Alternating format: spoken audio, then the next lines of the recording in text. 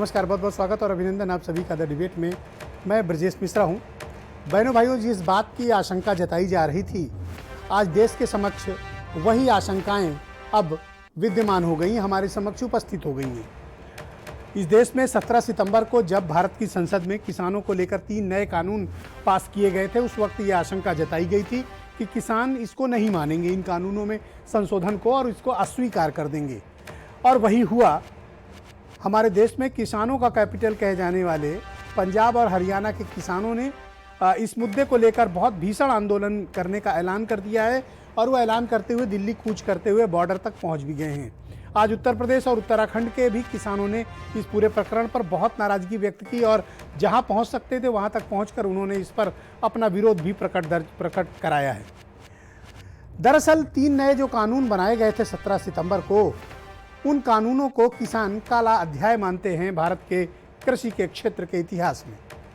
उसके पीछे मंतव्य यह है कि एक तो एमएसपी खत्म की जाएगी, और जो भी नए कानून बनेंगे उसमें एमएसपी नाम का कोई भी शब्द यानी कोई मिनिमम सपोर्ट प्राइस, जो किसानों को एपीएमसी एक्ट के तहत प्राप्त होती है, कृषि उत्पाद विपणन समिति के तहत होती है, जिसके अंदर मंडियां आती हैं जहां पर किसान अपनी उपज को बेचते हैं, उसके तहत उनको एक एमएसपी मिलती है, न्यूनतम समर्थन मूल्य, जो गारंटीड करती है राज्य की सरकारें। कई राज्यों ने नहीं भी गारंटी किया है, लेकिन अधिकांश राज्यों में ये गारंटीड है। अब किसान अपनी उपज जो पैदा करता है इन मंडियों में बेचता है, इस उम्मीद के साथ कि मार्केट में भले ही कोई भी स्थितियां हों, लेकिन राज्य सरकार जब खरीदेगी तो कम से कम हमें इतनी कीमत देगी। जैसे गन्ना का है, उसी तरह से गेहूं और मुख्य तौर पर धान, 2 ये मुख्य फसलें हैं जिनको लेकर बड़ी ही किसानों में आंदोलन है, जिनको लेकर नाराजगी का भाव है। और ये भाव उस वक्त भी प्रकट किया गया था जिस वक्त ये कानून लाया जा रहा था। अब एग्रीकल्चर क्षेत्र में कारपोरेट को कैसे एंट्री दी जाए, इसको लेकर ये कानून है। जमाखोरी को लेकर भी इसमें तमाम प्रकार की सुविधाएं और ढील दी गई हैं इन कानूनों में, यानी कुछ पर्टिकुलर उत्पाद को असीमित मात्रा में भंडारण भी कंपनियां कर सकती हैं। सरकार ने यह तर्क दिया था कि किसान अपनी उपज सिर्फ अपने क्षेत्र में क्यों, भारत के किसी कोने में भी जाकर बेच सकता है। लेकिन हमें यह भी सोचना चाहिए कि उत्तर प्रदेश हो या देश हो, हमारे यहाँ सीमांत और लघु किसानों की जो तादाद है वो मोर देन 86% है, यानी 86% किसान बड़ी छोटी जोत का है, जिसके पास 2 बीघे 4 बीघे 5 बीघे 7 बीघे इसके आसपास की खेती है। वो क्या उपजाएगा और क्या बाहर के जनपदों में बेचने जाएगा। जो अपने ब्लॉक और तहसील से बाहर अपना उत्पाद ले जाने की स्थिति में ना हो, वो तमिलनाडु की मंडी में, कलकत्ता की मंडी में, बंबई या गुजरात की मंडी में कैसे पहुंच पाएगा। ये एक तकनीकी और व्यवहारिक समस्या है।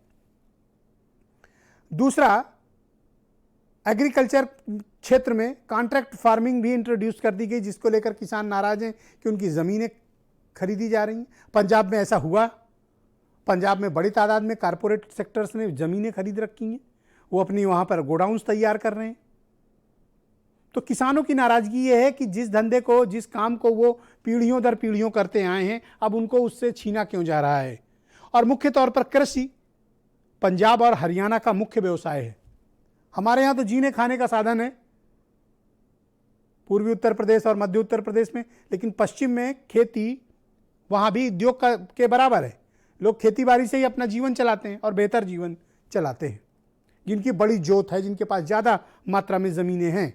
हमारी तरफ इधर उत्तर प्रदेश के पूर्वी और मध्य या बुंदेलखंड या रुहेलखंड के इलाके में जोत थोड़ा छोटी है। तो इस कानून का बहुत इम्पैक्ट उन पर पड़े न पड़े, क्योंकि जितना उपजाते हैं खुद ही खा जाते हैं। थोड़ा बहुत जो मिलता है वो एमएसपी पे बेचा है या मार्केट में बेचा है, तो इनको भले कोई फर्क ना पड़े। लेकिन जो बड़े किसान हैं या किसान जिनके पास बड़ी मात्रा में ये काम करते हैं, उनके लिए ये कानून बड़ी परेशानी का सबब बन गया है, जिसका विरोध दर्ज कराने के लिए बड़ी तादाद में दिल्ली की तरफ कूच कर गए। बताते हैं कि 1 लाख किसान हैं और वो 6 महीने का स्टॉक यानी राशन पानी और परिवार लेकर आए हैं, कि उन्हें पता है सरकार जल्दी मानेगी नहीं, लिहाजा लंबे समय तक ये आंदोलन होगा।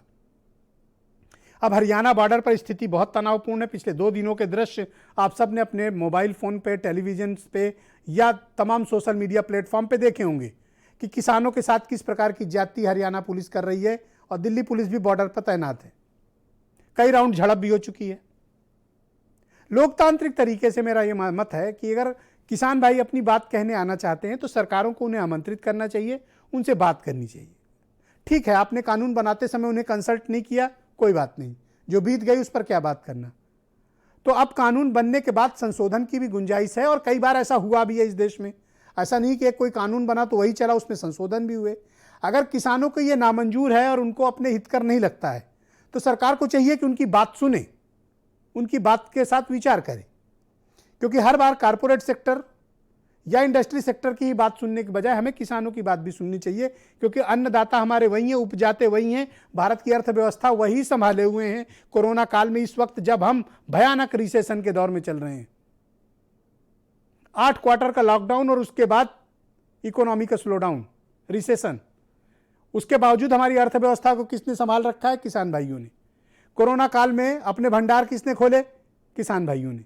जमकर मेहनत करके हमारे लिए अनाज किसने उपजाया? किसान भाइयों ने। तो उनकी बात सुनी जानी चाहिए। सरकारों का भी यही कर्तव्य है कि वो किसानों की बात सुने, बजाय उनको डंडा मारने के, रास्ता खुदवा देने के, उन पर वाटर कैनन चलवाने के, या उनकी पिटाई कराने के, या आंसू गैस के गोले छोड़ने के। लोकतंत्र में इस प्रकार की चीजों की इसका स्थान नहीं है। लोकतंत्र डायलॉग से चलता है, संवाद से चलता है, आपसी विमर्श से चलता है। हम बैठें, बातचीत करें। सरकार का भी अपना पक्ष है क्योंकि उन्हें देश चलाना है, किसानों का अपना पक्ष है क्योंकि ये उनकी रोजी रोटी से जुड़ा हुआ मुद्दा है, उनकी पीढ़ियों का कामकाज है। दोनों के अपने इशूज हैं और बड़े से बड़े मसले, बहनों भाइयों, जब आप टेबल पर बैठते हैं तो चीजें सेटल होती हैं, बातचीत के जरिए होती है, वार्ता के जरिए होती हैं। समाधान हमेशा संवाद से आता है, रास्ते हमेशा डायलॉग से निकलते हैं और परिस्थितियां बेहतर बनती हैं तब जब हम मिल बैठकर एक दूसरे की समस्या के बारे में विचार करें, जानें। बल प्रयोग, पुलिस के जरिए दमन, रास्ता रोकना, पहुंचने न देना, ये सब लोकतंत्र में चीजें स्वीकार योग्य नहीं होनी चाहिए। आप उनको रास्ता दीजिए, आए, बैठे, बातचीत करें। भारत सरकार भी अपने प्रतिनिधि भेजे, उनके प्रतिनिधि भी आए, बात करें और बात करने से रास्ता निकलेगा जरूर। ये तो सरकार को पहले चाहिए था कि वो कंसल्ट करती कानून बनाने से पहले, नहीं किया। अब तो कानून बन गया, ये वास्तविकता है। तो अब क्या होना चाहिए? उनको बुलाइए, आमंत्रित करिए, उनको भोजन कराइए, क्योंकि वो आपको खाना खिलाते हैं, सदियों से वही उपजाते आए हैं। अब वो पहली बार आपके दरवाजे आ रहे हैं, सम्मान कीजिए उनका। किसान आपके दरवाजे आ रहा है, मैं तो कहता हूं दरवाजे खोल दीजिए और खुली बांह से उसका स्वागत करिए, उसको गले लगाइए और पूछो कि भैया आपकी तकलीफ क्या है, बहन आप क्या चाहती हो। सरकारें इस प्रकार की होनी चाहिए कि हमें अपनापन महसूस हो, किसानों को लगे कि उनकी बात सुनी गई है, बजाय इस बात के कि हम एक अड़ियल रुख अख्तियार रखें, बजाय इस बात के कि हम अपने कानून में कोई परिवर्तन नहीं करेंगे। हमें इस प्रकार के भी सरकारों को ऐसी मानसिकता में बदलाव की आवश्यकता है। यह देश जनता से चलता है, इस देश में डेमोक्रेसी है, लोगों को अपनी बात कहने का हक है। सरकारों का काम है पॉलिसी बनाना, एग्जीक्यूटिव का काम है उसको इंप्लीमेंट करना। सर्वोच्च कौन है डेमोक्रेसी में? जनता। तो अगर हमारी जनता यानी हमारे किसान भाई दिल्ली आकर अपनी बात कहना चाहते हैं तो सुनिए उनको, उनके मसाइल को समझिए, उनके अंदेशों को दूर करिए, उनके शक को खत्म करिए, खुली बांह से उनका स्वागत करिए, सुनिए उनकी प्रॉब्लम्स क्या हैं। मैं दावे से कह रहा हूं कि अगर मिल बैठकर बात करेंगे रास्ता निकलेगा और जरूर निकलेगा। कुछ बयान सुनिए, फिर इस डिबेट को आगे बढ़ाएंगे। रणनीति तो भारत सरकार बतावेगी उनकी क्या है, हमारे तो चलने की और संघर्ष करने की है। संघर्ष होगा आपका पीछे। जेल भेजे, लाठी चलाए, गोली चलाए, रासूका लगाए, ये किसानों की हक की लड़ाई है, ये किसी भी कीमत पे रुकेगा नहीं। उनके ऊपर आंसू गैस के गोले छोड़े जा रहे हैं, उनको घायल करके उनको जेल में डाला जा रहा है। आप उनके साथ ऐसा व्यवहार कह रहे हैं जैसे वो हिंदुस्तान के नागरिक ही ना हो। अगर आप पूरे देश को देखेंगे तो पंजाब को छोड़ के और कोई किसान आंदोलित नहीं है। उत्तर प्रदेश में कहीं पर भी कोई समस्या नहीं है। उत्तर प्रदेश के किसान समझदार हैं। किसान अन्नदाता है या किसान आतंकवादी है? किसान के साथ जो बीजेपी सरकार ने व्यवहार किया है वो आतंकवादियों जैसा व्यवहार किया। आप पानी की बौछार चलाएंगे, लाठी चलाएंगे, गोली चलाएंगे, देश माफ नहीं करेगा, इतिहास माफ नहीं करेगा। माननीय प्रधानमंत्री जी, हिटलरशाही किसी की नहीं चली है। आज जो आप हिटलरशाही चला रहे हैं, आने वाले दिन में आपको यही किसान खेती से जुड़े 3 कानूनों पर किसानों को क्या है डर और सरकार इसमें अपना पक्ष क्या रख सकती है, इन सब विषयों पर आज हम बात करने के लिए एकत्र हुए हैं। बॉर्डर पर अब भी तनाव है। सिंधु बॉर्डर जहां पर दिल्ली के लिए एंट्री मिलनी है, वहां पर भी काफ़ी कुछ हंगामा इस समय चल रहा है। स्थितियां वहां भी ठीक नहीं हैं। किसानों का कहना है वो दिल्ली के बीच दिल्ली में जाकर प्रदर्शन करेंगे। सरकार का कहना है, केंद्र सरकार का, कि वो बुराड़ी में एक स्थान पड़ता है, वहाँ पर वो मैदान एक देने को तैयार हैं जहाँ पर वो प्रदर्शन कर सकते हैं। अब स्थितियाँ क्या होंगी ये तो आने वाले वक्त में पता चलेगा, लेकिन मेरा फिर मत है बल प्रयोग के जरिए किसानों को रोका नहीं जाना चाहिए। खुली बाँह से स्वागत होना चाहिए, मुक्त हाथों से उन्हें आमंत्रित करना चाहिए, उन्हें बुलाना चाहिए। मैं तो कहता हूँ केंद्र सरकार को आगे बढ़कर स्वयं उनके रहने खाने पीने का इंतजाम भी करने चाहिए, क्योंकि हमारे किसान भाई पहली बार चलकर दिल्ली आ रहे हैं, परिवार समेत आ रहे हैं, उनका वेलकम होना चाहिए। मेरे साथ आज के कार्यक्रम में संजीव मिश्रा हैं भारतीय जनता पार्टी से, रोहित अग्रवाल आरएलडी से हैं, उमाशंकर पांडे कांग्रेस से हैं, हेमंत तिवारी जी उत्तर प्रदेश के जाने माने पत्रकार हैं, जूही सिंह जी समाजवादी पार्टी से हैं, राकेश टिकैत भारतीय किसान यूनियन के नेशनल स्पोक्स पर्सन और देश के जाने माने किसान नेता हैं और किसानों की हक की लड़ाई बहुत लंबे समय से लड़ रहे हैं। सत्यपाल चौधरी जी भी मेरे साथ दिल्ली से मौजूद हैं और वीरेंद्र सिंह जी हमारे स्टेट हेड। बहुत शुक्रिया, बहुत बहुत धन्यवाद आप सभी का इस कार्यक्रम में मेरे साथ। और मैं हमेशा से ये मानता आया हूँ, ये देश चलता है जय जवान, जय किसान और जय विज्ञान से। तो मैं अपने किसान भाइयों को नमन करता हूँ, प्रणाम करता हूँ और उनका अभिनंदन करता हूँ और उनका स्वागत करता हूँ। हम लोग तो लखनऊ में बैठे हैं, अगर आप लखनऊ आए होते तो मैं स्वागत करने के लिए आपको आपके बॉर्डर पर ज़रूर मिलता। कोई और मिलता ना मिलता, मैं आपको ज़रूर मिलता। बहुत शुक्रिया। संजीव मिश्रा जी, अगर किसान बात करना चाहते हैं, अपनी तकलीफ कहना चाहते हैं, डेमोक्रेसी है, उनको अपनी बात कहने का हक है, आप उनका रास्ता क्यों रोक रहे हैं? आप उनके साथ मारपीट क्यों कर रहे हैं? आप बल प्रयोग क्यों कर रहे हैं? आप लाठी डंडा चलवा रहे हैं? आप उनके ऊपर आंसू गैस के गोले डलवा रहे हैं? कड़कती ठंड में जब 5 डिग्री का तापमान है तो आप उनके ऊपर ठंडा पानी रात में 12 बजे डलवा रहे हैं? क्यों भाई, आप बात क्यों नहीं करना चाहते? अब ब्रजेश जी, पूरी स्थितियों को समझना पड़ेगा, क्योंकि आज़ादी के बाद जिस तरीके के कायदे और नियम बने, उसमें मुझे लगता है कि किसानों को बिचौलियों के हाथों छोड़ दिया गया। आज मोदी जी ने जब किसानों के हित में कानून बनाना शुरू किया, तो इतने दिन हो गए, मैं तो प्रश्न ये करता हूँ कि इतने दिन हो गए, अभी तक तो किसानों को कोई दिक्कत नहीं थी। संजीव जी, पंजाब में था मैं आ रहा हूँ, उस पर आ रहा हूँ। केवल पंजाब के ही किसान क्यों आंदोलन कर रहे थे? पंजाब में किसान क्यों मर रहा है? ये पंजाब की सरकार को सोचना पड़ेगा। केवल उनको बरगला करके अगर आप ये चाहते हैं कि भाई किसानों का एमएसपी चला जाएगा, वो एमएसपी से कम बिक जाएगा, ये हवा ना बनाएं, मुद्दा ही बात करेंगे तो मुझे लगता है ज़्यादा बेहतर रहेगा। और आज जब मोदी जी ने किसानों के हित में कानून बनाए, उसके बाद भी इस तरीके की स्थिति, पूरे देश का किसान नहीं आंदोलन कर रहा। उत्तर प्रदेश में भी मैंने देखा 1-2 जगह पे, कहीं 1-2 जगह नहीं, 12 जनपदों में प्रदर्शन हुए। विजय जी, थोड़ा पश्चिम के 10 जनपद हैं और मैं थोड़ा सा जानकारी लखनऊ से लेके भी है, लेकिन आपको ज्यादा जानकारी होगी। नहीं, आपको भी होगी, ऐसा मैं नहीं मानता हूँ इस बात को। हाँ चलिए, 12 जगह अगर हुआ तो 12 जगह अगर 15 लोग खड़े होंगे तो ये तो किसान। अच्छा चलो, मैं कहता हूँ यूपी की बात मत सुनो। अगर पंजाब से किसान भाई इतनी बड़ी तादाद में आ रहे हैं, उनके साथ बात तो करो। बात करने के लिए केंद्रीय कृषि मंत्री तो वेलकम करो उनका। अब उनके पास आधार क्या है?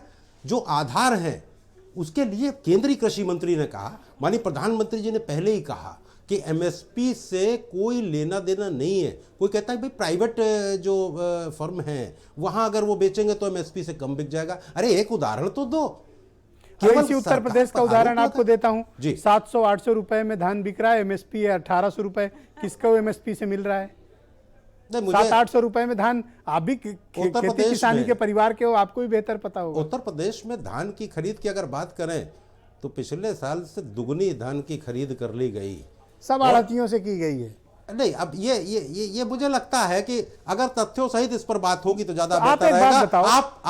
आप एक केवल आरोप लगा दोगे। अच्छा तो एक बात बताओ, ये काम संजय सिंह वगैरह कुछ दिल्ली को घुसने क्यों नहीं दे रहे हो? पप्पू को कहने दीजिए, मुझे लगता है वो ज्यादा बेहतर रहेगा। नहीं, आप बताओ दिल्ली क्यों नहीं घुसने देना चाहते हो आप? जी कहने दीजिए। 1 सेकंड, उमा शंकर जी बीच में मत बोलिए, मेरे से बात हो रही है। भोगी बिलासी को कहने नहीं, 1 सेकंड प्लीज। फेंकू उमा शंकर फेंका जी, को कहने दीजिए। उमा शंकर जी की आवाज बंद करनी पड़ेगी मुझे। देखिए ये है बिचौलिया के समर्थक। हाँ, देखिए बिचौलिया के समर्थक आ अलाउ नहीं गए। करूंगा। सबसे पहले बिचौलिया के समर्थकों को समस्या हो जाती है। आप अकेले बोलिए ब्रजेश जी, बहुत नहीं, उनकी आवाज शुरुआत आई में नहीं, जब आप हम लोग बोलिए। बोलते हैं तो मुझे लगता आप है मुझे केवल इस इन बात का जवाब बिचौलियों दे के दो। समर्थकों को जरा इस रोक बात का दीजिए। जवाब दे दो तो ये कि पूरी आप- बात मेरी आ जाने आप दें, दिल्ली क्यों उसके नहीं बाद आने ये देना बिचौलिए अपना हल्ला गुल्ला जितना करना चाहेंगे करेंगे। आप दिल्ली क्यों नहीं आने देना चाहते हो? दिल्ली आने देना चाह रहे हैं, हम तो 3 तारीख को बुला रहे हैं। और जो आपने बात शुरू में रखी कि किसानों से पहले क्यों नहीं बात की गई, तो किसानों से भी बात की गई। ये है इसके तथ्यों सहित मैं बात करता हूं। ओके, किसानों जूही से सिंह तभी बात समाजवादी की पार्टी गई की और किसानों से अभी भी बात की जा रही है। Thank you. ये जो बिचौलिए हैं जो बीच में भड़काने का काम कर रहे हैं, इनको थोड़ा शांति रखनी चाहिए मुझे। ओके, जूही सिंह जी, मैं कहता हूं किसान भाई अगर प्रदर्शन करना चाहते हैं तो सरकार का कर्तव्य बनता है कि उनसे बात करें और बात होनी भी चाहिए। रास्ता रोकना या उनको दिल्ली न पहुंचने देने के पीछे की मंशा क्या हो सकती है? क्योंकि ब्रिजेश जी, सरकार इस समस्या का समाधान करना नहीं चाहती है, ना उनको, इसीलिए किसान को उन पर विश्वास नहीं है। जो कृषि मंत्री हैं ये पहली बार थोड़े ही मिल रहे हैं। जब भी आंदोलन होता है, जब भी आवाज उठती है, तो ये आकर बताते हैं कि एक मीटिंग फिक्स हो गई और बताते हैं कि किसान के जीवन में क्रांतिकारी परिवर्तन आ रहा है। जो बात हो रही थी आज़ादी के 60-70 साल बाद की, तो मान्यवर बता दूं कि जो आप सार्वजनिक वितरण प्रणाली, जिसके ऊपर बड़े गर्व से आपने कोरोना में खाना बांटा, अन्न बांटे, वो 60-70 साल पहले जो कानून थे उसी के तहत खड़ी हुई है। तो इतना नकारा मत बनिए। उत्तर प्रदेश के किसान की बात हो रही है। मैं खुद किसान हूं और किसान मैनेजमेंट नहीं करती हूं, अपनी खेती करती हूं। 800 रुपए पर धान बिका है। क्रय केंद्र नहीं खुल रहे हैं। आपके सरकारी अधिकारी हाथ झाड़ ले रहे हैं कि आप जहां मर्जी आए वहां बेचिए। जब हम जाते हैं तो वो कहते हैं कि आपका धान हल्का है, उस पे दाग है, उसमें मॉइस्चर आ गया है। किसान मजबूरी तो किसानों के साथ जो हरियाणा बॉर्डर पे व्यवहार हो रहा है वो ठीक है उसको? जी ब्रिजेश जी, बिल्कुल ठीक नहीं है। लोकतंत्र में आप किसान को जवान के खिलाफ खड़ा कर देंगे। आप किसान को दिल्ली, आपकी विरासत है कि आने नहीं देंगे। दिल्ली में आकर आप उसको एक मैदान अलॉट करेंगे, उसका जहां मन जाएगा। अगर उसने प्रधानमंत्री बनाया है और जब से ये कानून पास हुए हैं तब से इनका विरोध चल रहा है। उत्तर प्रदेश में आप कह रहे हैं कि किसान दिल्ली क्यों नहीं पहुंचा। क्या आपको उत्तर प्रदेश और पंजाब की स्थिति के बारे में पता है? उत्तर प्रदेश का किसान मर रहा है, बर्बादी के कगार पे है और आपको जवाब भी देगा। छोटा किसान है, मझोला किसान है। आप कॉन्ट्रैक्ट फार्मिंग की बात करते हैं, आप एफपीओ की बात करते हैं। थैंक यू जूही जी। आपके यहाँ सारे एफपीओ जो रजिस्टर्ड हुए हैं उत्तर प्रदेश में, जूही जी, थैंक यू। भारतीय पार्टी के नेताओं के हुए हैं। राकेश टिकैत जी को मैं आमंत्रित करता हूं, भारतीय किसान यूनियन से। बहुत स्वागत आपका टिकैत जी, धन्यवाद। केंद्र सरकार द्वारा जो 3 नए कृषि कानून बनाए गए थे उनको लेकर दिल्ली, पंजाब, हरियाणा, उत्तर प्रदेश और राजस्थान के किसान काफ़ी नाराज हैं और वो प्रदर्शन करने दिल्ली पहुंच रहे हैं। आपको इन 3 कानूनों से क्या समस्या? अभी संजीव मिश्रा की आपने बात सुनी, इन्होंने कहा ये किसानों के लिए क्रांतिकारी कदम है, इससे आपका जीवन बदल जाएगा। नहीं, ये तो बिल्कुल ठीक कह रहे हैं ना, जीवन तो बदल ही गया। आधे रेट में फसल खरीद कर ली और व्यापारियों ने खरीद कर ली, डंका डाला है किसान के उस पर, सरकारों की मिली भगत से डाल दिया। मतलब 800 रुपये क्विंटल धान की खरीद हो रही हो और यहां से कई हजार ट्रक को फिर ये व्यापारी हरियाणा और पंजाब में बेच रहे हो। पंजाब में पकड़े तो है ना 200 ट्रक, वो व्यापारियों के पकड़े हैं जो यहां से गए हैं, क्योंकि वहां पर तो सरकार ने कह दिया कि इससे कम पे नहीं, तो वहां पे बेच रहे हैं, वे ज्यादा रेट में भी बेच रहे। जो बासमती आज से 4 साल पहले 4,500 रुपये क्विंटल यहाँ पे बिकता था, उसका रेट 1600 और 1700 रुपया यहाँ पर लुटा गया है किसान को, और सरकार के और अधिकारियों के देख रेख में लुटा गई हुई है। कानून तो है ठीक, ये तो व्यापारियों को बढ़ावा देने का कानून है, उनको बढ़ावा मिलेगा। इस कानून से आप लोगों को क्या परेशानी है? कितनी होगी? परेशानी क्या है आपको? एक पैन कार्ड। अच्छा, कानून से तो परेशानी है भाई। हमने ये कहा है कि एमएसपी को एक लीगल राइट आप दे दो कि एमएसपी से नीचे कोई भी खरीद नहीं करेगा।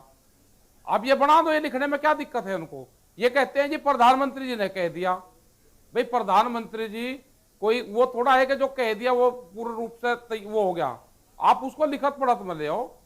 देश जो है वो लिखत पढ़त से उससे चलता है। आप उसको एक राइट में लिख कर दे दो कि एमएसपी से नीचे कोई भी अगर व्यापार करेगा तो खरीद नहीं करेगा। क्या दिक्कत है इनको लिखने में?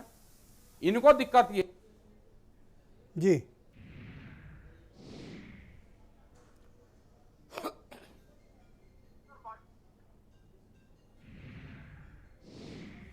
ऑलराइट, उनका वीडियो लिंक हम स्थापित करें, जब तक उनका वीडियो लिंक हमसे टूट गया है हम कोशिश करेंगे। सत्यपाल चौधरी जी मेरे साथ दिल्ली से मौजूद हैं, जाने माने किसान नेता है।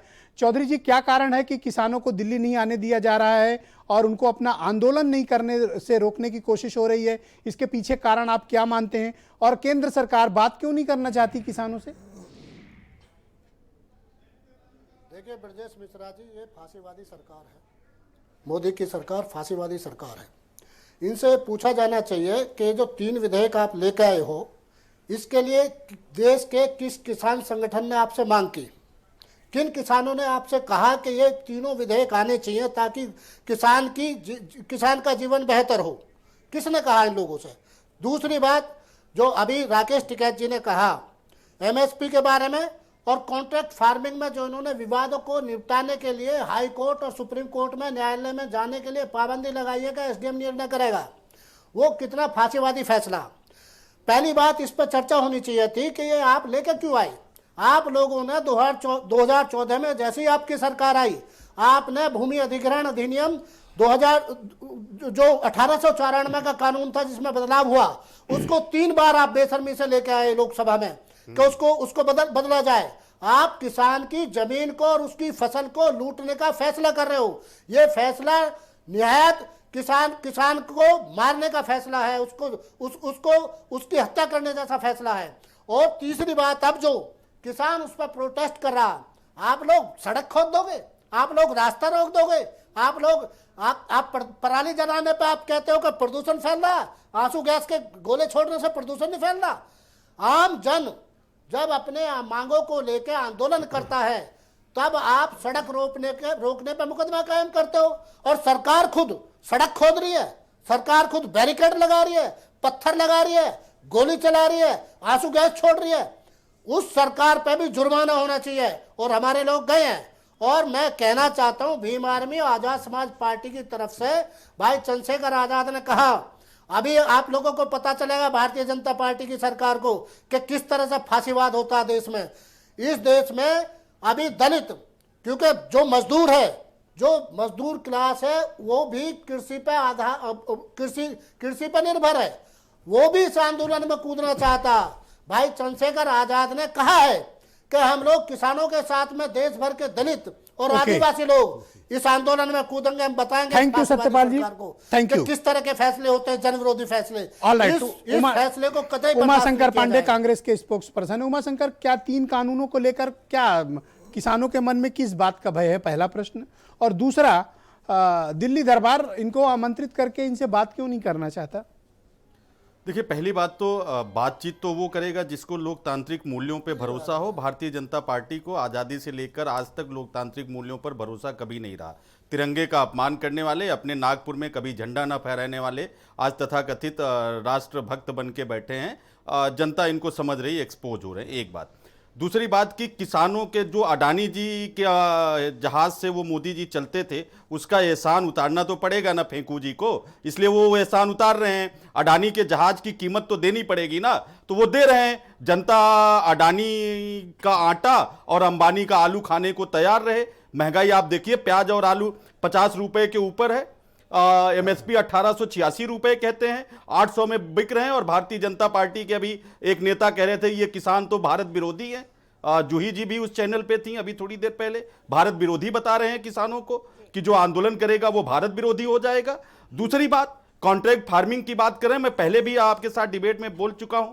मोदी जब मुख्यमंत्री थे गुजरात के, उस समय पेप्सिको कंपनी के माध्यम से कॉन्ट्रैक्ट फार्मिंग गुजरात में लागू किया गया था, और उस समय पेप्सिको कंपनी ने करोड़ों रुपए का जुर्माना किसानों के ऊपर लगा दिया, तमाम तरीके के षड्यंत्र करके। और किसान आंदोलन जब करने लगे तो वो पेप्सिको कोर्ट चली गई और वहां पर मोदी जी ने उनको संरक्षण दिया, नतीजा किसान हारने लगा। तो ये दोहरा खेल करने वाले ये लोग, ये किसानों तो के क्या आपको लगता है कि बातचीत से रास्ता निकल सकता है अथवा नहीं? बातचीत से रास्ता नहीं निकलेगा ब्रजेश जी, क्योंकि मोदी जी का रिमोट कंट्रोल अंबानी और अडानी जी के पास है। तो बातचीत से रास्ता कैसे निकल जाएगा? जो अडानी जी All कह right, रोहित देंगे अग्रवाल। मोदी जी वही मान लेंगे। Thank you. और All right. उत्तर प्रदेश में रोहित सुन लीजिए अग्रवाल, एक बात किसानों और, के साथ जो भोगी कुछ जी सिंधु जो है बॉर्डर पर हो भोग रहा कर है रहे और पिछले फेंकू 2 जी दिनों से जो फेंक कुछ रहे उनके साथ और चल रहा संजीव मिश्रा जी है, जैसे ये लोग भी आपत्तिजनक फेंक है। रहे ठंडा पानी और मुझे पिलाइए लगता है कि उनको, ठंडा डेमोक्रेसी में मिल बैठकर बातचीत ब्रजेश करनी जी को चाहिए, ठंडा पानी सरकारों को भी अरे अड़ियल ना, आप तो रूप से ठंडा हटना पानी चाहिए। किसानों पर आज भी दोनों फेंक शांत रहे हैं। रहेंगे, शर्म केवल नहीं आ रही है। रोहित बोलेंगे। किसानों पर इस टेम्परेचर पर उमाशंकर, आप पानी प्लीज फेंक प्लीज रहे हैं, कॉपरेट, शर्म नहीं आ रही आपको? Please cooperate, please. ठंडा पानी पिलाइए। अरे पिलाइए ओके, फेंकू को ऑल और राइट, भोगी को। Rohit go ahead. कभी बननी नहीं है। Rohit go ahead. उत्तर प्रदेश आज में कांग्रेस लोकतंत्र बिहार में ये बड़ा अरे दुखद भोगी दिन को है। भोग करने दो, एक फेंकू को मिनट फेंकने दो।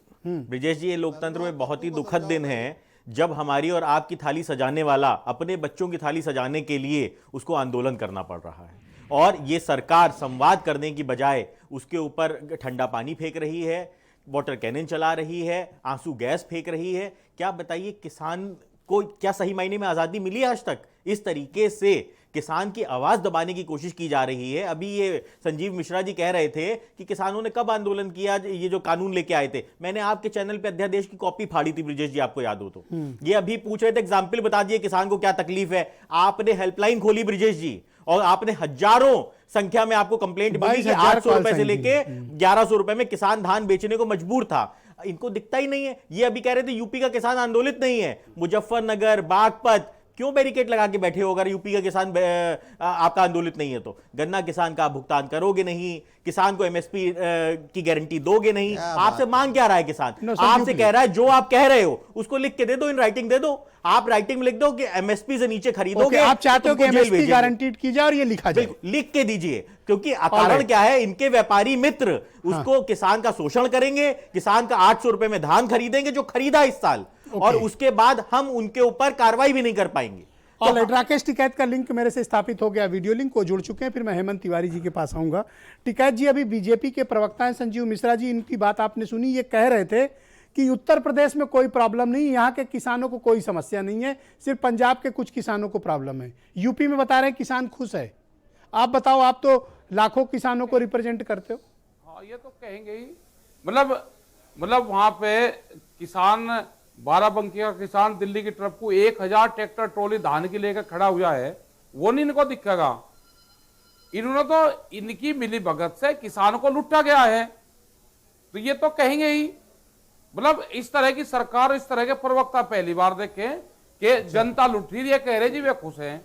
मतलब ये यही चाहते हैं कि आंदोलन किसान सड़कों के ऊपर ही करें।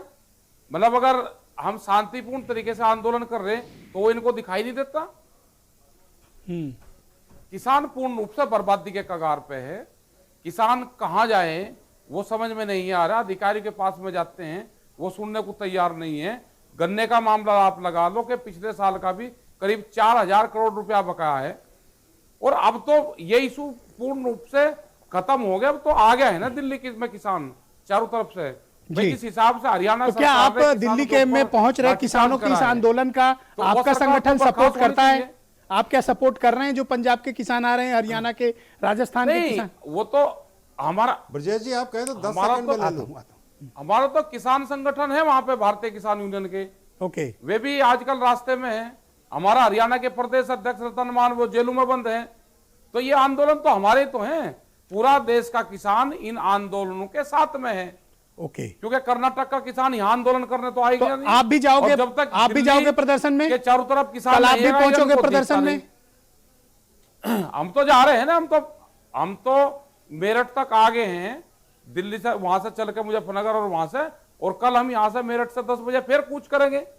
ऑलराइट, हेमंत तो जाएंगे दिल्ली ओके, में। हेमंत तिवारी जी मेरे साथ मौजूद हैं, किसान क्रांति के उत्तर प्रदेश के बहुत ही जाने माने पत्रकार हैं। हेमंत जी, किसानों की क्या वाकई में ये 3 कानूनों से किसानों को समस्या है? किसानों को किस बात का भय है इन कानूनों को लेकर? और दूसरा, अगर शांतिपूर्ण तरीके से किसान भाई 3, 4, 5 राज्य जहां जहां से भी पहुंच रहे हैं, उनका वेलकम होना चाहिए, उनके साथ डायलॉग होना चाहिए, संवाद होना चाहिए।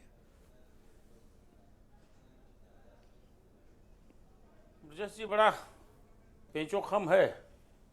मुझे लग रहा है कि जो पूरा परिदृश्य यहाँ उभर रहा है कि जैसे सरकार किसानों की सबसे बड़ी शत्रु है। कौन सरकार? इस जमहूरियत में किसी सरकार की औकात नहीं है कि किसानों से दुश्मनी ले, ध्यान रखिएगा। और ये किसान ही है जो भगवान है, और जो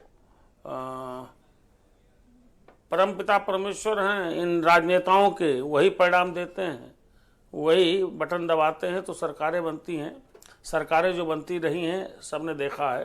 तो अगर सरकार वाकई किसानों की इतनी बड़ी शत्रु होती तो जो परिणाम आते हैं चुनाव के शायद ऐसे नहीं आते, क्योंकि मेरा भी मानना है कि किसान ही तय करता है किसकी सरकार, और किसान वाकई भगवान की भूमिका में होता है, वही तो खिलाता है सबको। हम खुद एक बहुत छोटे किसान परिवार से हैं और वही आपने जिक्र किया, मैं तो जौनपुर के डीएम का बहुत धन्यवाद दूंगा, 2 बार फ़ोन किया, उन्होंने सेंटर खोल दिया, वरना 850 वाली बात जो बता रहे हैं ये 850 रुपये में धान बिकना वाकई ये दुर्भाग्यपूर्ण है, हो रहा है। तो हेमंत जी जो ये प्रदर्शन करने आए ये कौन लोग हैं? भाजपा के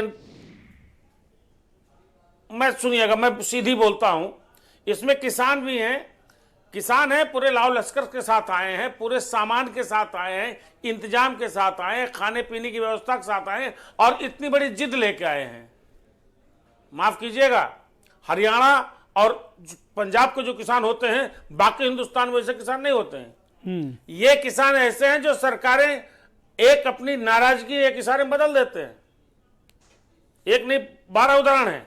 और शायद यही भय था, आपको याद होगा कि जब ये बिल आने की बात हुई तो शिरोमणि अकाली दल ने इंडिया के साथ छोड़ दिया, भाग गए, क्योंकि जानते थे हमारी राजनीति नहीं चल पाएगी।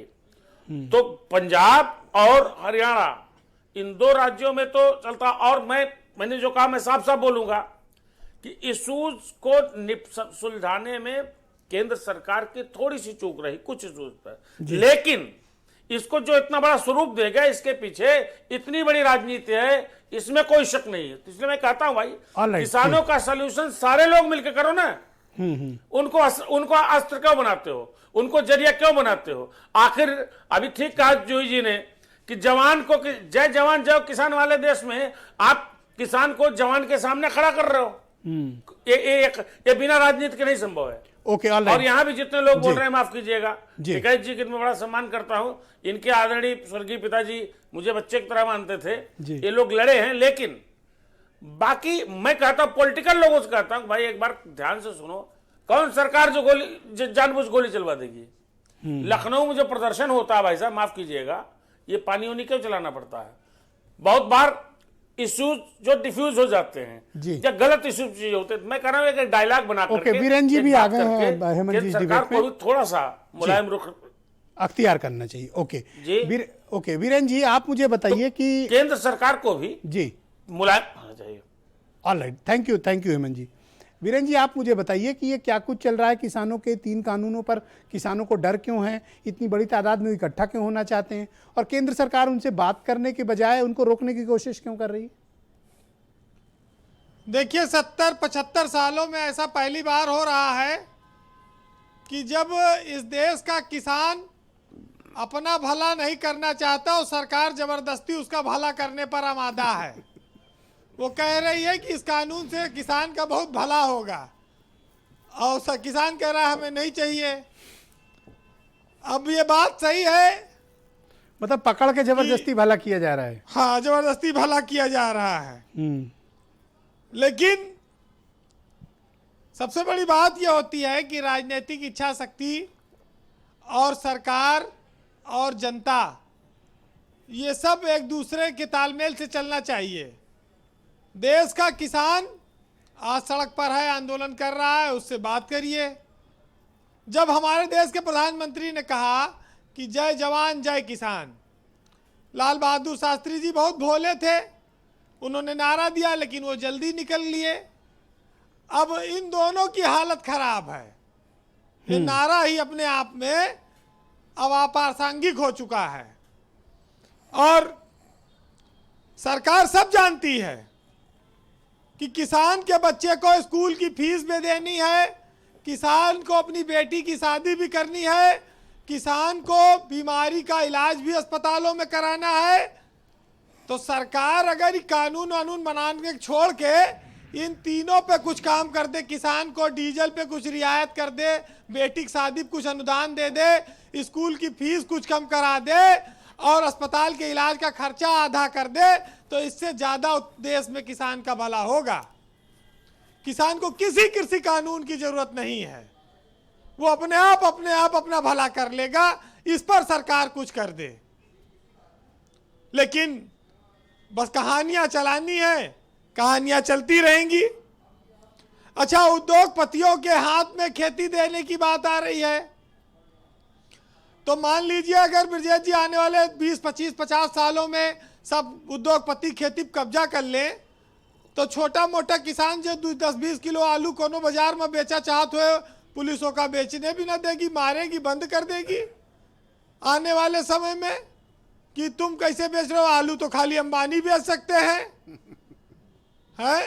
अडानी बेच सकते हैं। वो दिन दूर नहीं है भाजपा की सरकार होगी। हाँ, सब्जी और साग भी किसान ना बाजार में बेच पाए 4 पैसा कमाए के, तो बड़ी समस्या आ सकती है। आशंकाएं हैं, चिंता है।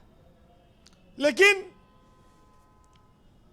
ये दौर ऐसा है कि महंगाई आसमान छू रही है, और अगर कुछ कौड़ियों के भाव बिक रहा है तो वो है जमीर लोगों का, जिनका जमीर जागता नहीं है। महंगाई किसान पर भी उतने मार रही, गरीब को भी मार रही है, लेकिन पता नहीं क्यों सरकारों की आंख नहीं खुल रही है। एक साहित्यकार ने लिखा है कि हम चाहे जितनी तरक्की कर लें, लेकिन किसान के बिना भोजन संभव नहीं है। चाहे जितने बड़े आदमी हो जाएं, चाहे जितने बड़े पद पे पहुंच जाएं, भोजन तो खेत से ही आएगा। ये सच्चाई पता नहीं कब लोग समझेंगे। लेकिन अब हमारे यहाँ तो कहा गया, ब्रजेश जी एक बहुत अच्छी बात कही गई है कि वो कपास की खेती करता है, उसके पास लंगोटी है, और उतना महंगा जहर नहीं है जितनी महंगी रोटी है, और लाखों टन यहाँ हर साल अनाज सड़ता है। ये सब बातें इस देश की सच्चाई है, और इस देश में किसान आत्महत्या करता है, ये भी सच्ची बात है। और जब जब एक किसान मरता है तब तब समझना कि पूरा हिंदुस्तान मरता है। लेकिन हमारे यहाँ सबसे बड़ी समस्या यह है कि हम किसान की आय दुगनी कर रहे हैं, और किसान की आय दुगनी के नाम पर अफसरों की आय दुगनी हो रही, मंत्रियों की आय दुगनी हो रही है। अरे भाई, आय दुगनी करनी है तो जो एमएसपी पे धान न खरीदे उस अफसर को जेल भेज दो, एफआईआर लिखवाओ, सीधे पुलिस एफआईआर दर्ज करे, ऑनलाइन एफआईआर दर्ज करे कि हमारे सेंटर पे इतने में धान नहीं खरीदा जा रहा है। इस देश की सारी समस्या खत्म हो जाएगी। बड़ी सारी बातें हैं जी, लेकिन दिल्ली और सरकारों के बीच का जो फासला है, जो किसान के खेत और दिल्ली सरकार के बीच की स्थिति है, उसको जानना और समझना पड़ेगा। और पता नहीं क्यों ज़्यादातर देश के नेता सब किसानों के पुत्र हैं, लेकिन दिल्ली पहुंचकर वो इस दर्द को भूल जाते हैं। एक किसान कहता है कि मैं चीर के ज़मीन उम्मीद बोता हूँ, मैं किसान हूँ, चैन से कहाँ सोता हूँ, और कीमत तो खूब बढ़ गई धान की, लेकिन विदा ना हो सकी बेटी किसान की। ये सच्चाई है इस देश में। अब ये वाटर कैनन के पानी से नहला रहे हैं जाड़ा में। अरे भाई, दूसरों को वो अत्याचार न करो जो तुम खुद न सह सको। कल को बीजेपी विपक्ष में आएगी, इनके कार्यकर्ताओं पे लाठी पड़ेगी और पानी चलेगा, तब भी जनता को दर्द होगा, तकलीफ होगा। राजनीति में लाठी से किसी आंदोलन को पिटाई से दंड देकर हल नहीं निकाला जा सकता। अब इसको जब समझ जाए तो ठीक है। जी वीरेंद्र जी, चलिए 4 लाइन कहूँगा, बाकी तो सब लोग जानते ही कि क्या चल रहा है इस देश में। कहाँ छुपा के रख दूं मैं अपने हिस्से की शराफत, जिधर देखता हूं उधर बेईमान खड़े हैं, और क्या खूब तरक्की कर रहा है अब देश देखिए, खेतों में बिल्डर और सड़कों पर आज किसान खड़े हैं। थैंक यू वीरेंद्र जी, बहुत बहुत शुक्रिया आपका ग्राउंड जीरो से अपने शानदार इनपुट के लिए। संजीव मिश्रा जी, आप मुझे बताइए कि अगर आप कहते ठीक है वो किसान नहीं है, कोई और हैं, देश के नागरिक तो हैं, आप उनके साथ बात करिए, उनके साथ डायलॉग करिए। अगर कोई समस्या है तो संवाद के जरिए उसका हल होना चाहिए, ना कि लाठी डंडा गोली से। तो देखिए ब्रजेश जी, किसानों के हितों के लिए जो कानून बने उसमें नुकसान किसका हुआ ये देखना पड़ेगा। और मैं तो कहूँगा कि ये मुद्दा ही विहीन विपक्ष जो है वो जिस तरीके की बातें कह रहे हैं, अरे इनके पास कोई सुझाव होते तो आज देने चाहिए थे, लेकिन बजाय सुझाव देने के ये जो भी अरे भाई रुको, ये सुझाव नहीं है क्या? रुको सुझाव नहीं कर दो, सुझाव नहीं दे रहे हो बल्कि भड़काने का काम कर रहे हो। किसानों को भड़काना बंद करो। ये जिस तरीके से किसानों को भड़का रहे हो ना, ये पूरे देश का किसान माफ नहीं करेगा, ये ध्यान रखना, पूरे देश का किसान माफ नहीं करेगा। ये जिस तरीके से भड़काने का काम कर रहे हो, भड़काने का काम कर रहे हो, संजीव मिश्रा बोलेंगे, बाकी की आवाज बंद की जाए। केवल संजीव मिश्रा बोलेंगे, बोलिए संजीव। प्रदेश में किसान नहीं ढूंढे मिल रहा, बिचौलियों को लेकर के आंदोलन धरना प्रदर्शन के नाम पर अराजकता करोगे। यानी जो दलाल है जो प्रदर्शन कर रहा है, नहीं, निश्चित रूप से जो अराजकता कर रहे हैं वो दलाल है। ओके, वो विपक्षी पार्टियों के जो संरक्षण प्राप्त दलाल है, मैं तो स्पष्ट कहूंगा। ओके, राकेश टिकैत। नहीं ब्रजेश जी, मुझे 10 सेकंड का समय चाहिए, बोलिए, क्योंकि ये लोग डिस्टर्ब करने वाले लोग हैं। ओके, मैंने बंद करा दिया आवाज, आप बोले, सब लोग शांत रहे, केवल संजीव बोलेंगे। नहीं, मैं बताना कंप्लीट करें, आपने 10 सेकंड मांगे ना, 15 दिए मैंने। मंडी शुल्क हटाया गया है, ये नहीं कोई किसान नेता कह रहा है। यहां जो किसान के नेता हैं उनको दर्द क्या है कि अगर वो मीटिंग में नहीं गए तो पूरे देश का अगर किसान नेता चला गया, उनसे कोई किसानों की बात करने वालों को आपने दलाल कहा। राकेश टिकैत जी, सुना आपने संजीव मिश्रा की बात? मैं तो बात कर रहा हूं जो thank you Sanjeev ji. Bhim army के बैठे थे, अब आप सुनिए उनकी बात, आर्मी के बैठे थे, अब आप सुनिए राकेश टिकैत की बात। सब कोई शांत, केवल राकेश टिकैत बोलेंगे। इनका जवाब इनको देना पड़ेगा जी। राकेश जी बोलिए। मतलब किसानों को दलाल बताएगी बीजेपी, आप अपने सांसद से बयान दिलवाओ ना, ये आपके member parliament Sanjeev ji please number बोलो, बीच में नहीं बोलिए हैं, आप उन मंत्रियों से बयान दिलवाओ, ये ठीक है, उनसे बयान दिलवाओ कि ये ऑथेंटिक बयान आपका है सरकार का, ये आपका व्यक्तिगत बयान है। प्रधानमंत्री जो बयान दे रहे हैं उस पर अगर ऑथेंटिक बयान है, प्रधानमंत्री जो बयान दे रहे हैं उस पर तो यकीन नहीं किया जनता ने। प्रधानमंत्री, कृषि मंत्री जो बयान दे रहे हैं, पर आप राकेश टिकैत जी एक सेकंड में, संजीव जी प्लीज बीच में मत बोलिए। अरे संजीव जी तो देना पड़ेगा ना उनको।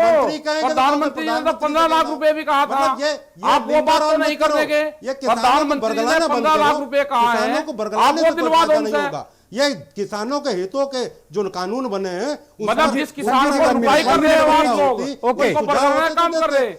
आपकी जनता सब समझ चुकी है, जनता देश की, जिस तरीके से आप क्या चाहते हो, लोग बरगला रहे हैं, ये कोई क्या जनता समझ गई है आपकी बात से। के पास कोई काम नहीं है, अगर ऑथेंटिक बयान है तो कल हम जारी करेंगे, आपके सांसद बयान जान ले, ये बरगलाने से काम नहीं चलेगा। ऑलराइट, जूही सिंह जी को डिबेट में लाया जाए। थैंक यू, आप दोनों शांत रहें, आप दोनों शांत रहें। देश का किसान, thank you, alright, thank you.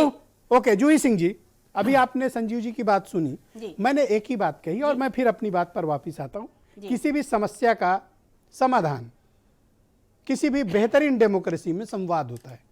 मैं कहता हूं जो कोई भी आए हैं, बीजेपी नहीं मानती हूं किसान है, ओके कोई बात नहीं, देश के नागरिक हैं, उनसे बात करिए, उनकी समस्या पूछिए। आप उनसे बात क्यों नहीं करना चाहते? ब्रिजेश जी, क्योंकि उनकी एकमात्र डिमांड ये है कि हमें न्यूनतम समर्थन मूल्य जो कि एक सही तरह से आकले तो वो हमें मिले, ये हमारा कानूनी हक हो। अगर कोई इससे नीचे पे खरीद रहा है तो उसके खिलाफ मुकदमा लिखाया जाए। दूसरी बात की जो 3 कृषि कानून आए हैं उसमें जो कॉन्ट्रैक्ट फार्मिंग आपने दिया है, जिसमें आपने सुनवाई का कोई छोटे किसान या मझोले किसान को कोई अपॉर्चुनिटी नहीं दी है, उसमें संशोधन कीजिए। उत्साहित कर रहे हैं आपने, मंडियां हटा दी, आपकी ई नाम मंडी काम नहीं कर रही है, व्यापारी और बिचौलिए धान खरीद रहे हैं, उससे आपकी सरकार भारतीय जनता पार्टी की किसान। सर आप चुप रहिए, संजीव मिश्रा जी आप मुझसे बोले, मैम गुस्सा चुप रहिए, मत करिए, घर में क्या करिए, किसानों की बात हो रही थी, चुप रहिए, घर में क्या करिए, यहाँ हंस रहे थे, शालीनता से बात करिए। सर जी चुप रहिए, घर में क्या करिए अपने। ये जिस तरीके की लैंग्वेज आप यूज करती हो या घर में यूज किया समर्थन मूल्य किसान को दीजिए। मेरे से बात करनी हो तो बहुत सम्मानजनक तरीके से अगर आप शब्दावली का प्रयोग करेगी तो ठीक रहेगा। कॉन्ट्रैक्ट फार्मिंग में जिस तरह की आपने कंडीशंस दी है उस तरह किसान को फायदा नहीं होगा। आप बड़े व्यापारी, बड़े किसानों और बड़े आड़तियों, अरे अडानी अंबानी के नाम पर दुकान चलाना बंद करो भाई। अडानी अंबानी के नाम पर दुकानें चला रहे हो, ओके ऑलराइट, उन्हीं का नाम ले लेते हो। अरे किसानों के हितों के काम हो रहे हैं। Thank you, thank you. Okay, एक दूसरे को डिस्टर्ब न करें। उमा शंकर जी को लाया जाए। भाई उमा शंकर जी, अंबानी का नाम संवाद के जरिए समाधान क्यों नहीं निकाला जा रहा है? आप दोनों को शुक्रिया। केवल उमा शंकर बोलेंगे, please Uma Shankar go ahead. देखिए, संवाद किससे होता है? उनका जो जनता में जिनका भरोसा हो। आप समझिए, जो अंबानी और अडानी के अलावा एक आंख अंबानी है, एक आंख अडानी है, सुनते ही नहीं किसी और की। ऐसे रिमोट अडानी जी दबाएंगे और बस मोदी जी की सारी भाषा बदल जाएगी। लेकिन विपक्ष है। भूमि अधिग्रहण बिल भी आप ला रहे थे, 44 सांसद थे हमारे, हमने लागू नहीं होने दिया। इन्होंने कहा दलाल आए हैं, किसान नहीं आए हैं। नहीं, ये तो इनको तो दिखाई देगा। जो जैसा करता है, जाको प्रभु दारुण दिख देना, ताकर मति पहले हर लीना। तो इनकी मति तो हर ली है भगवान ने। अब इनको इनके जाने के दिन आ गए हैं। ये किसान जो अन्नदाता है, आप देखिए। आप भड़का रहे हो, इसलिए कह रहे हैं आए, जो आप भड़का के लाए हो। नहीं, तो हम बिचौलिया भड़का शब्द के- का ये यूज मतलब किया, अभी हमने तो एक जन दलाल कह शब्द रहे का थे, यूज ही नहीं क्या किया। किसान इतना लेकिन समझदार नहीं है? कांग्रेस क्या के जो लोग किसान जरूर इसमें माहिर हैं, अन्न ये धरती बात का तो तय है। सीना चीर के अन्न उपजा के सबका पेट भरता है, उस इंसान, उस किसान को कोई बरगला वो सकता है? किसान मोदी उस जी के किसान साथ को कोई खड़ा है पूरे भड़का देश सकता है? ये कहकर आप किसानों का अपमान कर रहे हैं। किसान आपको इस मोदी जी देश के के साथ खड़ा है। किसानों की समस्या आपके साथ बुद्धिमत्ता यही है। पर भरोसा नहीं है क्या? कांग्रेस आप की किसानों समस्या को यही है कि इस बहाने से आप किसानों को मोदी जी क्या के कह साथ रहे खड़ा हैं? है। किसान पूरा देश बुद्धिमान है इस किसान देश को का। मालूम है वो कि धरती MSP के से कोई धरती दिक्कत से नहीं है अन्न उपजाता और हम है। वो स्वतंत्र हैं। धरती से अन्न हम उपजा के आपका भी पेट भरता है, मोदी जी का भी भरता है। तो उस समस्या किसान के तो साथ होगी। इतना बड़ा कांग्रेस के छलावा पास आप कर इश्यूज रहे नहीं है। हैं, वो कांग्रेस आपको के पास कोई भुगतना मुद्दे नहीं पड़ेगा। है। आप पानी का बौछार कर रहे हैं, आप जो है आंसू गैस के गोले फेंक रहे हैं, आप सड़क खोद दे रहे हैं, आप कटीले तार लगा दे रहे हैं, आप बम फेंक रहे हैं, आप उनको ईंट पत्थर से मार रहे हैं। ये सरकार का काम है, ये सरकार का काम है कि जो किसान अन्नदाता वो आपका पेट भरता है उसको आप thank you, thank you, thank you. Okay, शुक्रिया, बहुत बहुत धन्यवाद आप दोनों का। सत्यपाल चौधरी को स्क्रीन पे लाया जाए। बहुत बहुत धन्यवाद। कांग्रेस इस पूरी साजिश आप दोनों शांत हो जाइए, वरना मैं आवाज बंद करूंगा। Okay, done. जहां किसानों पर ओके, सत्यपाल चौधरी, मैं आपके पास आना चाहता हूं। आप मुझे बताइए कि भाई, अभी आपने संजीव मिश्रा की बात सुनी। ये कह रहे हैं किसान नहीं है, बिचौलिया हैं, दलाल हैं, जो भी हैं, ये किसानों की प्रॉब्लम नहीं है। इन्होंने दो टूक बात कह दी। अभी आप क्या कहना चाहोगे? जो हरियाणा, पंजाब से और पूरे देश में जो आंदोलित है किसान, और उसकी फसल का सबको मालूम है कि किस रेट में धान बिक रहा, किस रेट में आलू बिक रहा, किस रेट में गन्ना बिक रहा, गन्ने का भुगतान नहीं हुआ है। पूरा मालूम है कि दूसरे टर्म में भी मोदी सरकार किसानों की फसल का उचित मूल्य नहीं दे पाई है। 2014 में सबसे पहले आते ही मोदी सरकार ने भूमि अधिग्रहण अधिनियम को रद्द करने का फैसला किया। लोकसभा में प्रस्ताव लेकर आए, 3 बार जबरदस्ती हुई। तीनों कृषि विधेयक जब पास हुए, चोरों की तरह इन लोगों ने जबरदस्ती करके लोकसभा में। हम पूछना चाहते हैं, इस देश के किस किसान संगठन ने मांग की कि ये बिल आने चाहिए? किस किसान संगठन ने मांग की? आपने हेमंत तिवारी की बात सुनी। हेमंत तिवारी कह रहे थे, एक सेकंड शांत। देश के संसाधनों को बेच रहे हो। अगर आपसे बात नहीं हुई, अगर आप मीटिंग में नहीं गए, तो इसका आप दलाल हो और किसानों को दलाल बता रहे हो। ऐसा मत बताओ। चाहिए भीम आर्मी वाले जो हैं, और यदि तुम्हें हिम्मत है करने का काम कर रहे हैं, हिम्मत पूरे है, देश का किसान आज मोदी जी के साथ खड़ा है। समस्या यही है। अरे भीम आर्मी के पास है कितने किसान बताओ, जो जानते हो? किसान नेता के नाम पर भीम आर्मी के लोग बैठे हैं। ये किस तरीके की बात कह रहे हैं? पूरे देश का जो किसान है वो आज मोदी जी के और योगी जी के जय जयकार कर रहा है। पर आप दलाल कैसे कह दिया आपने? कानून बने, आपने दलाल और बिचौलिया कैसे कह दिया? और ये बर्दाश्त नहीं हो रहा विपक्ष को। विपक्ष को ये बर्दाश्त ही नहीं हो रहा। और विपक्ष के नाम पर अगर भीम आर्मी के लोग किसान नेता बनकर के बैठेंगे और ये कहेंगे भीम आर्मी को नहीं बुलाया जा रहा, वहाँ किसानों के सच्चे नेताओं को बुलाया जा रहा है। लेकिन आपके बस का नहीं है। आपके पास न कोई इश्यूज है, न कोई मुद्दे हैं, न कोई किसान है, लेकिन बड़े चैनल पे बैठ के हवा में बात कर रहे हो। बड़े चैनल पे बैठ के हवा में बात कर रहे हो। अरे पहले चंद्रशेखर से पूछ के आओ। अरे ऐसी भाषा मत बोलिए संजीव मिश्रा। क्या कहना है उसके बाद चंद्रशेखर साथ है। क्या बात करते हो? पता चलेगा ना, किसाने नहीं है आपके पास, चंद्रशेखर आजाद आपके जब पास मैदान किसानी में नहीं है। उतरेंगे, किसान और मजदूर एक प्लेटफॉर्म पर okay, Rohit Agarwal, thank you, शुक्रिया, शुक्रिया। ओके, रोहित को लाया जा रहा है। भाई रोहित, संवाद के जरिए समाधान क्यों नहीं निकाला जा रहा? प्रॉब्लम क्या है? केवल रोहित बोलेंगे। Thank you. Bharatiya Janata party पूरी तरीके से जानती है कि अगर संवाद होगा तो भारतीय जनता पार्टी की जो किसान विरोधी नीतियां हैं वो पूरी जनता के सामने खुल के आ जाएंगी। किसान की विजय की कोई बहुत बड़ी मांग नहीं है। किसान भारतीय जनता पार्टी के जुमलों से, झूठ से परेशान है और किसान किसान को इनकी बातों पे विश्वास नहीं है। किसान कह रहा है आप एक कानून के तौर पे आप एमएसपी को लिख के हमें दे दो। पर ये तो बिचौलिया और दलाल बता रहे हैं, सुना नहीं क्या? दुखद है, ये दुखद है, इनको माफी मांगनी चाहिए। और भारतीय ये दुखद नहीं है, किसानों के हितों के कानून है। अरे क्या आप कह रहे हो किसान भाजपा के साथ है? मुझे तो किसान सड़कों पे दिख रहा है और किसान दुखी दिख रहा है, इनको नहीं दिख रहा है। ये बहुत दुखद है, भारतीय जनता पार्टी को माफी मांगनी चाहिए। किसान अन्नदाता जो थाली सजाता है उसको ये दलाल कह सकते हैं, तो ये कुछ भी कर सकते हैं। इनसे ज्यादा घृणित तत्व कोई और हो नहीं सकता। किसान को दलाल। Thank you. केवल हेमंत तिवारी जी को लाया जाए स्क्रीन पे। थैंक यू, शुक्रिया, धन्यवाद। हेमंत जी की इस बात से मैं सहमत हूं कि विवाद कैसे भी हो, मसले कैसे भी हो, नाराजगी कैसी भी हो, वोट तो बीजेपी को मिल रहा है, वो भी छप्पर फाड़ के मिल रहा है, चाहे वो बाई इलेक्शन हो और चाहे वो बिहार के इलेक्शन हो या कहीं के उपचुनाव हो। तो इस बारे में शोध होना चाहिए कि फिर नाराज लोग कौन है। हेमंत जी, देखिए मैं आपको वही कह रहा था, दरअसल है क्या कि हमारे पॉलिटिकल लोग सच्चाई से थोड़ा नजदीक रहना नहीं चाहते। ईमानदारी की बात यह है कि मेरी भी उम्र 56-57 हो गई, बचपन से छोटा। चलो पहली बार अपनी सही उम्र बताइए। रहा है, मैंने देखा है किस ऐसा है ब्रजेश जी, कोई सरकार रही हो मैंने कभी किसान के साथ बेहतर होते नहीं देखा है, नहीं देखा है।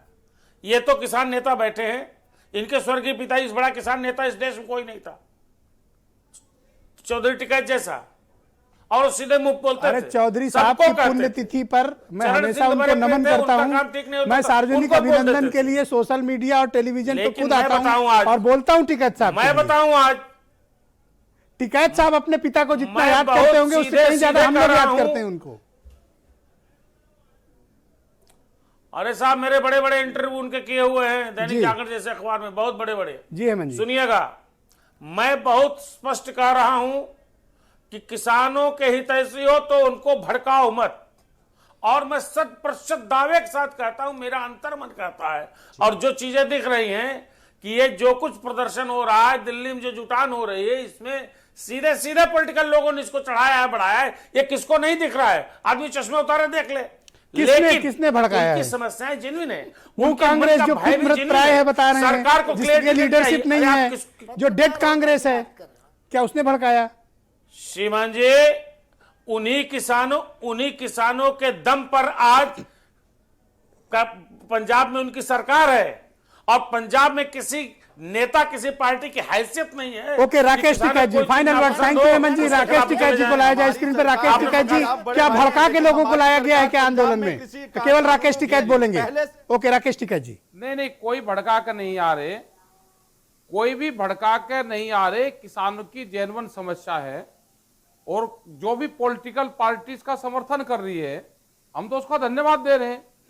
भाई पंजाब ने अगर समर्थन कराए हैं, पंजाब अपने वहां पे कानून को डिनाई करा है, या जिस भी स्टेट ने करा, हम तो चाहते हैं कि पर ये तो आपको बिचौलिया और दलाल कहते हैं, समर्थन करे किसानों का, और कहते हैं आप किसान ही नहीं है। बिहार सरकार भी करे, भड़का का कोई नहीं जाता। ये किसानों की जेन्युइन समस्या है, ये तो पॉलिटिकल इशू है इनके आपस के। जी, पर ये तो आपको बिचौलिया बता रहे हैं ना, किसान के इशू, ये आपको बिचौलिया कह रहे हैं। आपको जो वोट लेनी है आप लो, और ना किसान को ना किसानों को इस एजेंडे में जाना चाहिए कि इसको ये उस पार्टी से। बहुत बहुत शुक्रिया आप सभी महानुभावों का, बहुत बहुत धन्यवाद, बहुत बहुत शुक्रिया, धन्यवाद धन्यवाद धन्यवाद, बहुत बहुत शुक्रिया, बहुत बहुत धन्यवाद। बहनों भाइयों, मास्क का इस्तेमाल जरूर करें, कोरोना वायरस बहुत तेजी से फैल रहा है, हाथ भी धुलते रहें, सोशल और फिजिकल डिस्टेंसिंग का पालन करें। बहुत बहुत शुक्रिया, धन्यवाद, नमस्कार।